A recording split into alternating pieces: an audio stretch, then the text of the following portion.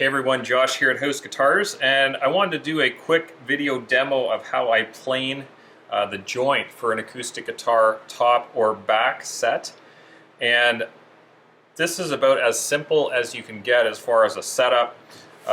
What I'm going to be using here is my number 7 record plane, and this is not an expensive plane. It's actually a fairly cheap plane. When I started building guitars 17 years ago, I bought what I could afford, and this is what I could afford. It was a number 7 record. Since then, I have upgraded the blade, which has made a huge difference. I did that within the first year or two of owning it.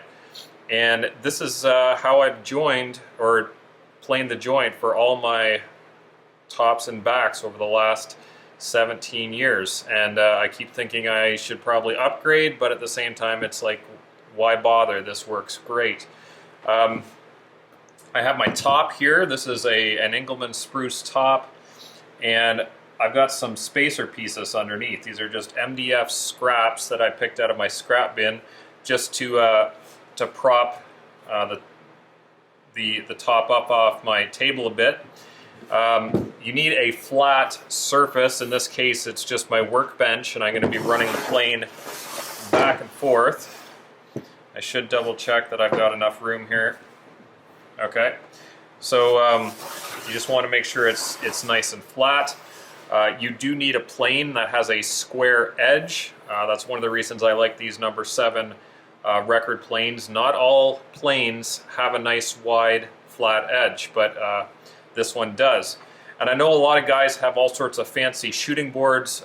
Some even allow the plane to ride on an angle. But again, I've never found the need for that. So this is what I do. It is important that you have your plane blade sharp, preferably razor sharp. The sharper you have it, the easier this operation will be. And this should not be a complicated or long operation. And one other thing I should point out is just I've got my 2 top plates here. They're book matched. I've taped them, and what I've also done is lined up the grain. So if you were to, this probably won't show up on camera very well, but if you were to look at the end grain, you'd see that I have matched it so that all along the grain lines line up. That will just ensure that I get the best book match, and the grain along the center joint should come out really nice and even. So what I'm going to do is just clamp this to my bench, and to start with, I've got my my plane blade here, and I'm going to have the blade retracted back into the plane, so that if I'm running the plane along the top right now, there is no cut taking place. And what I'm going to do is just gradually turn the wheel to extend the plane blade until it starts to catch.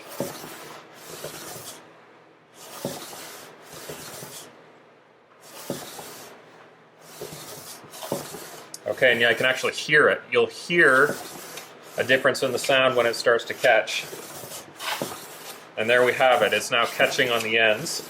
And so what I'm going to start by doing, and I'll maybe extend the blade just a little more, get a slightly deeper cut, and I'm going to do a few passes just to get my initial straight edge here. What I've got is the top plate is actually, or the bottom plate is extended a little bit past the top plate. I need to even up those 2 edges to start with.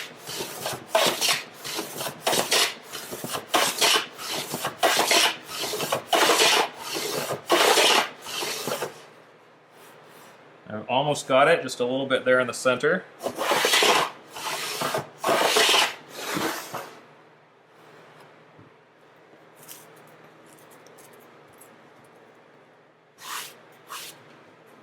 Okay, now I'm going to actually flip the top around. What I can see here, there goes a clamp. There is the grain is not perfectly straight along this edge, and I'm actually planing just slightly uphill.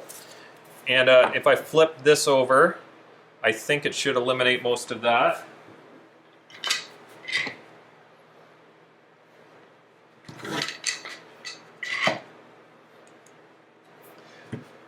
So now that I'm working with a straight edge already, I'm backing the plane blade off a bit, and I'm going to go through the same process I did at the start, just gradually extending the blade until I get a very fine cut, and the sharpness of your blade will kind of dictate how fine a cut you can get.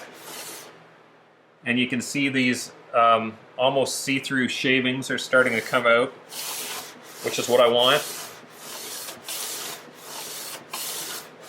Excellent. So I'm getting these super fine shavings, which is perfect. It'll be a lot easier to get a good joint quickly if you can get really fine shavings. Now, if I am just to continue taking full-length passes, it's quite possible that I will get a good joint. But if I do too many, what typically happens is I start to round the back and the front off, and you get a little bit of a ridge in the center. So what I actually do is I'm going to start by hollowing out the center just with 2 or 3 passes, kind of in this section of the top. And it's a simple process. There's one, smaller one, 2. Now I have a very slight hollow. Now what I'm going to do is go back and take 2 to 3 full-length passes.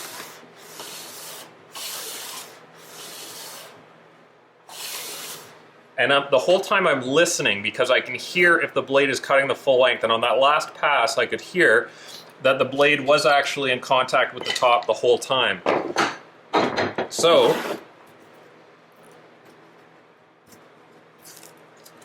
my hope is that that is it, that I've achieved a perfect top joint and I'm now ready to glue this top plate. And the way you do that is by candling the joint. And it's a pretty simple process. You hold the 2 pieces together and then you hold them up to a light source. Okay, and I'm going to do this simply with one of my shop lights on the ceiling. I can't move the camera and do that at the same time, so I'll just do it off camera.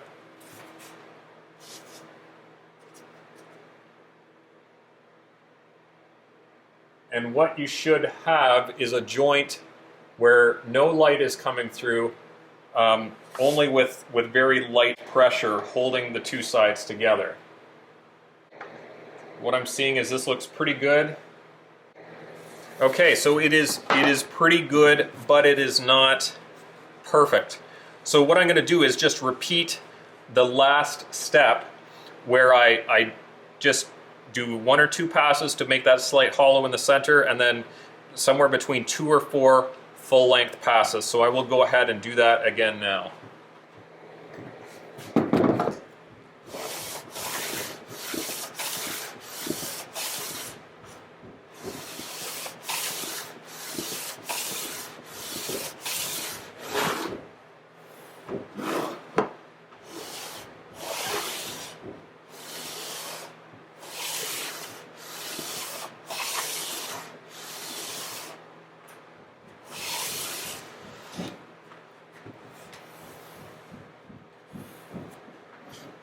Okay, so I've taken 3 full-length passes there.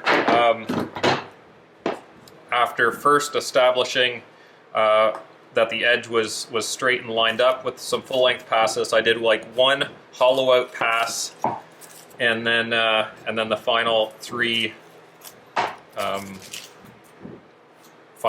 passes. Now I'm going to candle the joint again. Okay, so I have candled the joint and it looks quite good. With just light pressure, I'm able to get no visible light coming through the joint. And so this top plate is ready to be glued. Hope you found this video helpful. If you want to see how I actually glue my top and back plates, again, another simple method with minimal jigs or tooling required. Hop on my YouTube channel, you'll find that video there. And please like and subscribe to see other behind the scenes videos, how it's done, and just general guitar and guitar maintenance videos. Thanks for watching.